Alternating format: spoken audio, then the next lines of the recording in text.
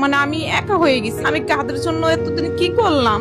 আমি একটা মেয়ে হয়ে যতটুকু দরকার আমি তো করছি। আমি তো একটা ছেলে না, আমি একটা পুরুষ হয়ে যা করার দরকার প্রয়োজন আমি তাই করছি। তারপরে কোনোদিন মার মন পাইনি আমি। আমি তো একটা মানুষ, আমার যে কষ্ট হয় সেটা কখনো আমার মা বুঝে না, কোনোভাবেই ওনাকে বোঝাইতে পারি না। বাবা মা আমাকে বিয়ে দেয়। পরে আমার হাজবেন্ড, আমাদের যেদিন বিয়ে হয়েছে বিয়ের বাসর রাত্রে ওই দিন আমাকে বলে যে দেখো আমি তোমাকে কিছু বলতে চাই। দেখো আমার না বিয়েতে না ইচ্ছে ছিল না, আমার সম্মতি ছিল না। আমার একটা মেয়ের সাথে সম্পর্ক ছিল, তা আমি আমার বাবা মাকে বলছি সেই সম্পর্কের কথা, কিন্তু ওনারা মানতে রাজি না, করাবে না। তো তারপরও বাবা মার কথা মুখের দিক তাকিয়ে বাবা মা বললো যে আমরা যে মেয়েকে পছন্দ করছি সেই মেয়েকে তোমার বিয়ে করতে হবে। তারপর ঠিক আছে আমি বিয়ে করলাম, কিন্তু আজকে তুমি আমাকে একটা কাজ করে দিবা। তখন আমি বললাম যে কি কাজ করব বলেন। তখন বললো যে দেখো তুমি ওই মেয়েটার সাথে কথা বলো, কথা বলে বলো যে আমাদের যে বিয়েটা হয়েছে আমারও ইচ্ছে ছিল না আর আমার হাজবেন্ডেরও ইচ্ছে ছিল না, তো আপনি ওনাকে দোষারোপ করবেন না, ওনার কোনো দোষ নেই। মানে এটা আমি বলতাম মেয়েটার কাছে। উনি যখন এই কথাটা বলছে আমার যে কত কষ্ট হয়েছে যে একটা মেয়ে এই কথাটা যখন তার হাজবেন্ড বলে, প্রত্যেকটা মেয়ের তো একটা স্বপ্ন থাকে যে একদিন বিয়ে হবে, তার স্বামী হবে, সুন্দর একটা সংসার হবে। আমি মনে করছি যে ওই দিনই আমার সবকিছু ভেঙে চুরে চুরমার হয়ে গেছে যে আমার বাবা মা কি করলো। আমি আমি কি বলবো কিছু বুঝতে পারতেছি না।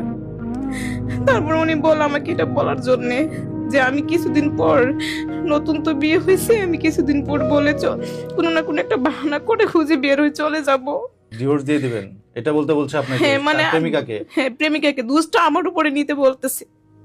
তো আমি যেখানে কোনো দোষী করিনি সেটা নাকি আমি আমার উপরে নিব যে আমি চলে যাব একটা কোনো না কোনো বাহানা করে। তখন আমি বলি যে না আমি কিছু বলতেছি না, আমি যে কথা বলতে পারবো না। তখন উনি আমার সাথে একটু রাগারাগি করলো, করার পর হচ্ছে বের হয়ে চলে গেছে। যে ওই দিনকে রাতটা প্রত্যেকটা মেয়ের জীবনে একটা সর্বশ্রেষ্ঠ একটা ভালো একটা রাত, যে প্রত্যেকটা মানুষই চায় যে এরকম আসবে, তার জীবনে নতুন করে শুরু করবে তার লাইফটাকে। কিন্তু কি হলো, রাগ করে অভিমান করে চলে গেছে। তারপর আমার কাছে আর আসেনি। এই ঘটনা আপনি আপনার পরিবারকে জানিয়েছিলেন? আমি পরিবারকে পরে জানাইছি, যখন 5-6 দিন হয়ে গেছে নতুন বিয়ে করার অবস্থা। কিভাবে বলবো, যদি এই কথাটা বলি তাহলে আমার আব্বু আম্মু অনেক কষ্ট পাবে। তারপর হচ্ছে আমার হাজবেন্ড 4-5 দিন যাওয়ার পরে আমাকে বলে তুমি এ ব্যাপারে কারোর কাছে কিছু বলো না। আমি বলি যে না। তখন আমাকে সে কথায় কথায় খারাপ ব্যবহার করে, বাজে ব্যবহার 5-6 দিনের ভিতরই। আপনাদের স্বামী স্ত্রী হিসাবে যে না এটা হয়েছি না, মানে সে আপনার কাছেই আসে না? না আসে না, কিন্তু সবাই তো জানে যে আমরা ভালোই। বাইরে থেকে ব্যাপারগুলো কেউ বুঝতে পারছে না, বুঝতে পারতেছে না। এক বিছানায় থাকতেন? হ্যাঁ একই বিছানায় থাকতাম কিন্তু আলাদা ভাবে। তখন আমি বলি যে দেখেন আপনি কেন এটা করতেছেন আমার সাথে। তখন একদিন আমাকে অনেক মারছে, কোনো দোষ করলো আমাকে দোষ না করলো আমাকে বলে, আমাকে সে এত মারছে, মারার পরে আমার ঠুটকাই তো বেরিয়ে গেছে। পরে আমি আমার শাশুড়িরে বলি যে আপনার ছেলে আপনারা কেন আমার জীবনটা নষ্ট করছেন, আমি কি ক্ষতি করছি। তখন বলে যে কেন। তখন বললাম যে ও আমাকে এত পরিমাণ আপনি ছেলে তো অন্য একটা মেয়েকে পছন্দ করতো, তো কেন আমার লাইফটা নষ্ট করছেন। এটা বলার পরে আমার শ্বশুর ওকে ডাকে নিয়ে আসলো। আনার পরে বলতেছে যে তুমি ওর সাথে কেন খারাপ ব্যবহার করছো। তো বলার পর আমার শ্বশুর ওরে 2-3টা দিছে। তো দেওয়ার পর প্রায় 4-5 দিনও আমার সাথে ভালোভাবে কথা বলতেছে, ভালোভাবে চলতেছে, মানে হাসি খুশি ভাবে চলতেছে। তো চলতেছে, আমি তো ভাবছি আমার হাজবেন্ড হয়তো ভালো হয়ে গেছে। 4-5 দিন পরে সে আমাকে আবার আগের মতো শুরু করছে, কথায় কথায় মারে। তখন আমার আম্মু আসছে, বাড়িতে গেছে বেড়াইতে আমার শ্বশুর বাড়ি। তো সে শুধু 1 গ্লাস একটা পানিটা দিতে দেরি হয়েছে, তার জন্য সে আমার মায়ের সামনে আমার অনেক মায়ের সামনে লাথি দিয়ে আমার ফেলাই দিচ্ছে। তখন আমার আম্মু চোখে দেখছে, বলার পরে আমার আম্মু বলে যে কথাগুলো আমি অন্য মানুষদের শুনছি, আশেপাশে মানুষ আমাকে বলছে যে আপনার মেয়ের না অনেক মার, কিন্তু তোমারও যখন জিজ্ঞাসা করছে তুমি তো কোনোদিন আমাকে স্বীকার করো নাই যে মা আমাকে মারে, কেন স্বীকার করো নাই। আমার আম্মু বলে, তখন আমি বলছি মেয়েদের জীবনে তো বিয়ে একবারই হয়। আমি বলতে চাইনি, আমার আম্মুরা বলেনি, কোনো ভাবি বলেনি। তখন বলে যে আমি আর এক মুহূর্ত একদিনও মেয়ের রাখবো না, কারণ আমার মেয়ে আমি রাখবো না। তারপর আমাকে ভালোভাবে ঠিক আছে আমার আম্মু নিয়ে আসলো আমাদের বাড়িতে। নিয়ে আসার পরে তখন আমার আম্মু বলে কি তোরে খাওয়াবো না, মানে ভেঙে ফেলবো, এটা সম্পর্কটা রাখার দরকার নেই। তখন আমি বলি যে না, আমি এটা করবো না, কারণ সবাই আমার কত খারাপ বলবে, আমার পক্ষে সম্ভব না, আমি দেখি কি করা যায়।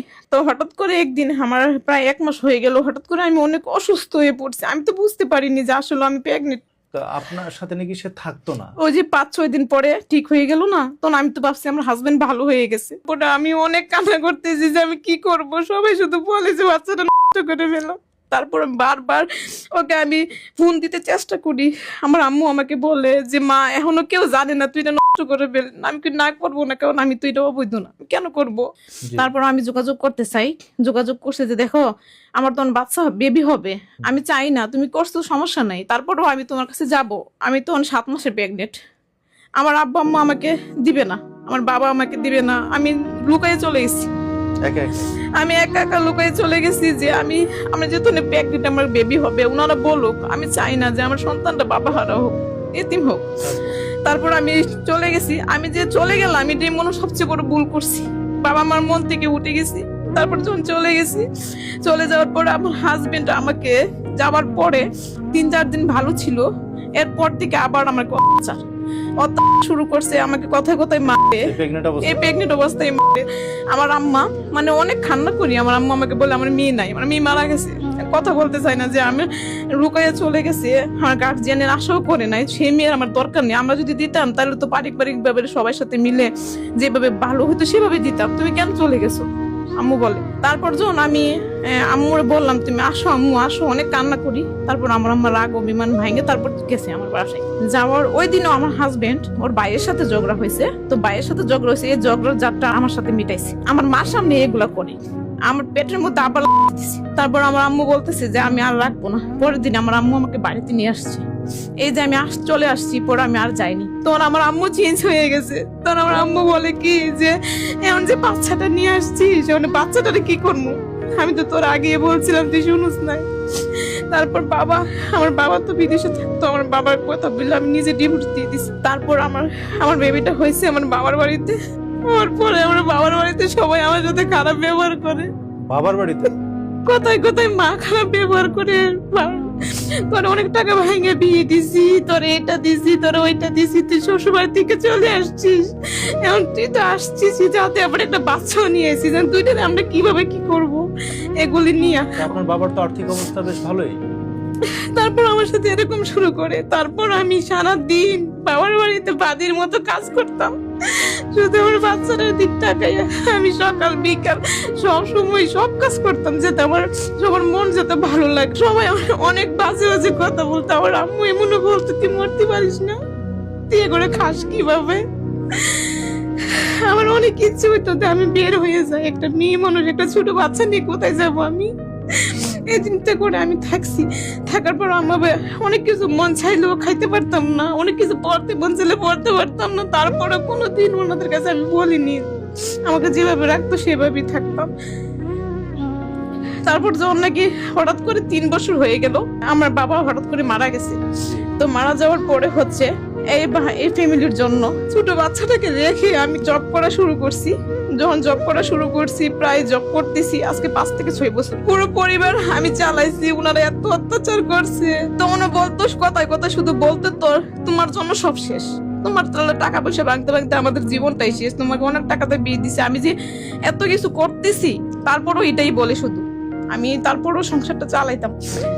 আমার কি একটা জিনিস কষ্ট হয় কি জানেন, আমার জানা সত্ত্বে আমি 5 ওয়াক্ত নামাজ পড়ি, আমি আজ পর্যন্ত কোনো মানুষকে ঠকাইনি, মিথ্যা বলিনি, আমার দ্বারা কেউ ক্ষতি হয়নি। কিন্তু আমার এমন একটা পর্যায়ে আছি আমি যে জায়গায় আমার মা, আমার ভাই বোন, আমার সবাই কেউ আমার পাশে নাই। আমি একা হয়ে গেছি। আমার ভালো লাগে না যে আমি কাদের জন্য এতদিন কি করলাম।